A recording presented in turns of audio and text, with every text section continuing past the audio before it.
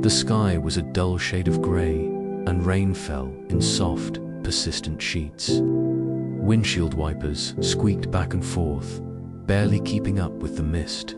17-year-old Emily Saunders sat in the passenger seat of her best friend's car, damp from track practice, her sneakers muddy, her hair tied in a dripping ponytail. They laughed about something silly, a joke, a memory, a song, just teenagers on an ordinary ride home. Then came the intersection, a red light, a truck that didn't stop. Metal folded into metal, glass exploded, time splintered. The world went black. When Emily opened her eyes again, she wasn't in the car. She was in a hospital bed. The ceiling was a pale shade of white, speckled with static dots in the fluorescent light. Her body didn't feel like hers. Numbness, cold, a weight that pinned her in place. Her mother sat beside her, clutching her hand like she was afraid to let go. Tears streaked her cheeks. Her lips moved, but no words came out. Behind her stood a doctor, clipboard in hand, eyes somber and voice steady. "There's been severe spinal trauma," he said gently. "Your lower vertebrae were crushed in the impact. I'm sorry, Emily. It's very unlikely you'll ever walk again." Emily didn't scream. She didn't ask why me. She didn't even cry. She stared at the ceiling, motionless, silent, her mind spinning with what she had just lost. Running, dancing, scholarships, freedom, her future, suddenly rewritten. In a language she didn't know, but somewhere beneath the shock and pain, another thought formed. Small, quiet, fierce. No, not yet. She didn't know how, she didn't know when. But she made a decision that day. If walking was no longer guaranteed, then she would fight for it. The hospital room smelled like antiseptic and wet cloth. A steady beep monitored her heartbeat. Outside the window, life continued. Students rushing to class, families walking dogs, joggers splashing through puddles. Inside, time moved slower than her healing spine. Emily lay still, staring at the ceiling tiles that hadn't changed since the day she arrived. Cards lined the windowsill. Flowers had come and gone. So had the people. Her teammates stopped visiting after a few weeks. One by one, their messages became shorter, less frequent, until silence filled the space where friendships once lived. But she wasn't alone.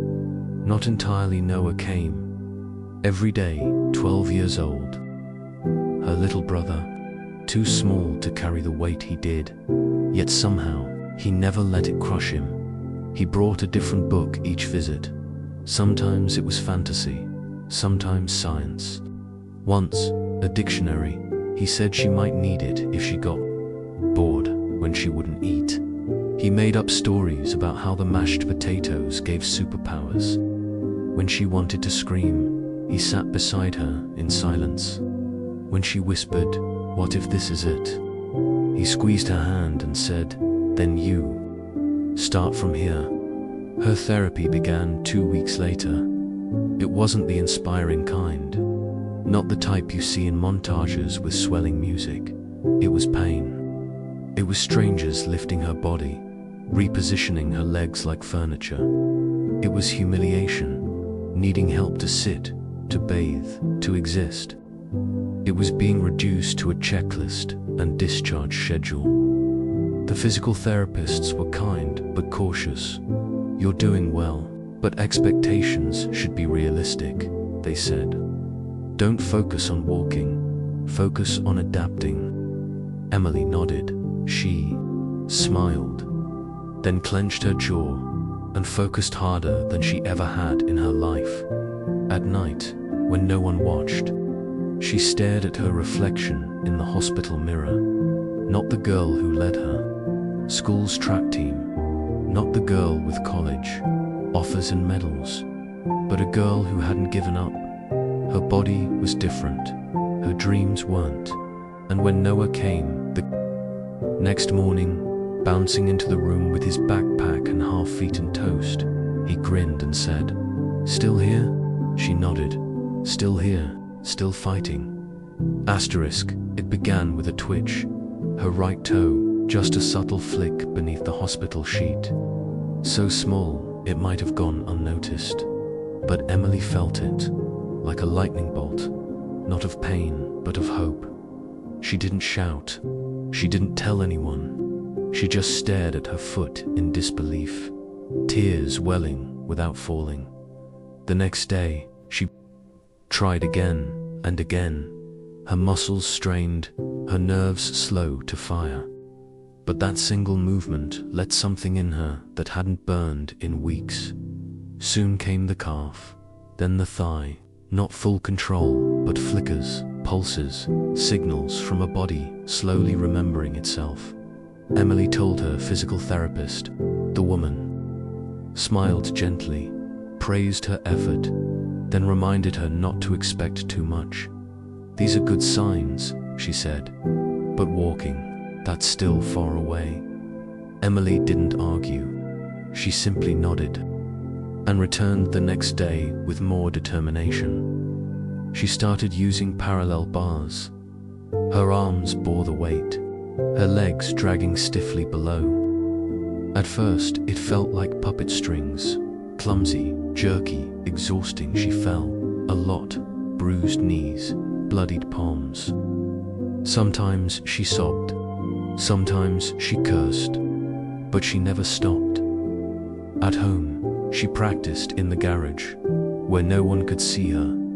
She used broomsticks for balance, chairs for support, wall corners to slide along. Noah tried to help once. He found her collapsed on the floor, face red from frustration. He offered his hand. She waved it away. "Let me fall," she whispered. "If I don't fall, I'll never stand." And yet the world outside didn't wait. Graduation loomed on the calendar, distant but real. Emily was back in school, attending virtually, then in person with the help of aides and a wheelchair. She kept up with assignments. She joined debate club. She wrote an essay titled "The Strength in Standing Still." Her teachers took notice, so did her classmates, but no one saw what she was truly doing when the school day ended. She was building strength, not just to graduate, but to walk across that stage. And every night, when Noah asked, "How far today?" she'd whisper, "A step. One more step." The invitation came in a crisp, white envelope, edged in gold. "You are cordially invited to the class of graduation ceremony." Emily stared at it for a long time. Most students would see excitement, pride, maybe even relief. She saw something else, a finish line, and a question. Would she cross it in a wheelchair or on her feet? The school had already made arrangements. The vice principal called her kindly. "We've reserved a special row near the stage. No need to go up the stairs. We'll bring the diploma down to you." It was thoughtful. It was respectful. It wasn't what she wanted. That night, she sat alone in the garage. A chill crept through the concrete. She strapped on the braces, took the walker in hand, and stood. The first few steps were always the hardest. Her knees buckled, her breath trembled, her hands clenched until her knuckles turned white. She moved 6 steps, then fell, not hard. She knew how to fall now, how to land without breaking, how to turn collapse into progress. She got back up, then did it again, 10 steps, 12, 15 each night. She walked alone, pacing in silence, as if dancing with the ghost of who she used to be. She told no one, not Noah, not her mum, not her doctors. This wasn't about attention or proving anyone wrong. It was about reclaiming something that had been taken from her choice, and she chose to walk, even if it hurt, even if she fell, even if it meant failing in front of an entire auditorium. She would finish what she started. Graduation was 2 weeks away. Every day she pushed further. She practiced climbing stairs, one trembling step at a time. She trained her balance using mirrors and broomsticks. She memorized the distance from backstage to the podium. 11 yards. She wrote it down. 11 yards. 11 yards between the person the world thought she was and the one she knew she still could be. Asterisk. The auditorium pulsed with excitement. Cameras flashed. Families waved signs and banners. Graduates adjusted their gowns and mortarboards, nerves rattling in their smiles. Backstage, Emily waited in silence. Her name was near the end of the program. Saunders, Emily, but it didn't matter. She wasn't nervous about the speech, or the applause, or the photos. She was thinking about every night in that garage, every fall, every scream no one heard, every whispered, just one more step. Now, the moment had come. Noah sat in the front row, his phone in hand, ready to record. He expected to see her wheelchair appear from behind the curtain, like it always had. But when her name was called, ... there was a pause. And then, a rustle of movement. Emily appeared at the top of the stairs, standing, braced, clutching the walker, her cap tilted slightly, her gown flowing gently around metal supports, her eyes forward. Noah stood up. Gasps rippled through the crowd. One step, then another. Slow, careful, measured, but real, alive. By the time she reached the podium, half the room was standing. The principal, who had handed out diplomas for over a decade, was visibly shaking. He passed her the certificate and quietly said, "You just taught this entire school what perseverance looks like." She took the mic, voice steady but soft. "I was told I'd never walk again," she began. "And for a long time, I believed it. I believed I'd never cross a stage like this. That I'd finish school, sure, but not like this. But here's what I've learned. Falling is part of life. Getting back up is living it." There was no roar of applause. Not yet, just silence. Full, sacred, electrifying silence. Then someone clapped, then another, and then the room erupted. Noah wept. Emily smiled. Not for the stage, not for the cameras, but for the 11 yards she walked, every inch of them paid for with pain, resolve, and something deeper than hope. Asterisk. The stage faded. The cheers, the flashes, the standing ovation, they became memories, folded gently into photo albums and phone recordings. Emily hung her gown in the closet. She returned to her routines, not of walking across stages, but of walking into life again, one steady step at a time. There were still days she needed the chair. Cold weather stiffened her joints.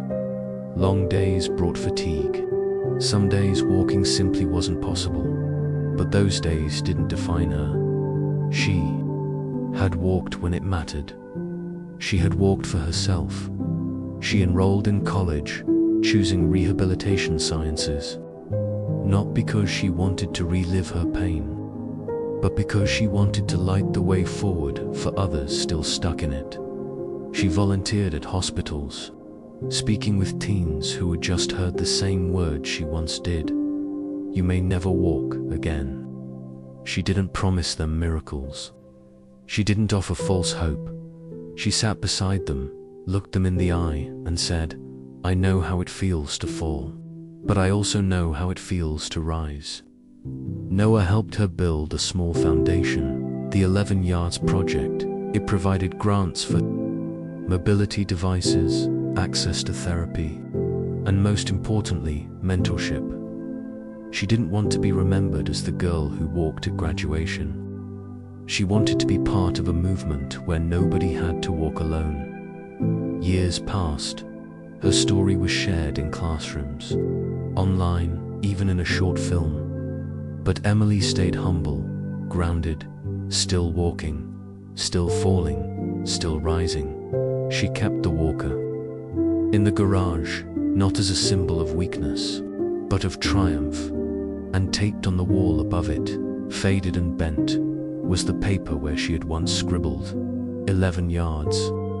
Because that wasn't just the distance across a stage, it was the distance between who she was told she'd become and who she chose to be. Asterisk.